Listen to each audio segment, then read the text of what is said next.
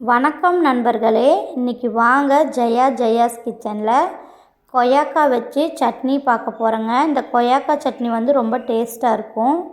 இதுக்கு பாருங்கள், 1 டீஸ்பூன் ஆயிலில் 1 டீஸ்பூன் கடலப்பருப்பு, 1 டீஸ்பூன் உளுந்து, ஒரு 4 பூண்டு, ஒரு 5 வரமிளகாய், ஒரு பெரிய வெங்காயம் நல்லா போட்டு வதக்கிக்கலாங்க. சின்ன வெங்காயம் போட்டாலும் டேஸ்ட்டாக இருக்கும்.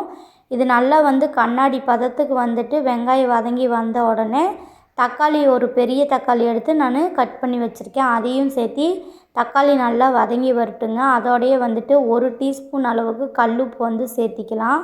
கல்லுப்பு சேர்த்திட்டு 1 நிமிஷம் வதக்குனா டக்குன்னு வதங்கிடும்.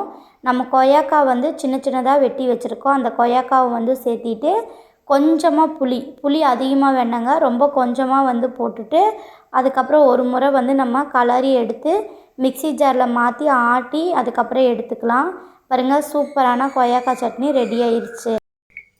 நம்ம ஒரு கொய்யாக்காய் இருந்தால் போதுங்க, இந்த சட்னி சட்டுன்னு செஞ்சு முடிச்சிடலாம். இதில் நிறையா மருத்துவ குணங்களும் இருக்குங்க.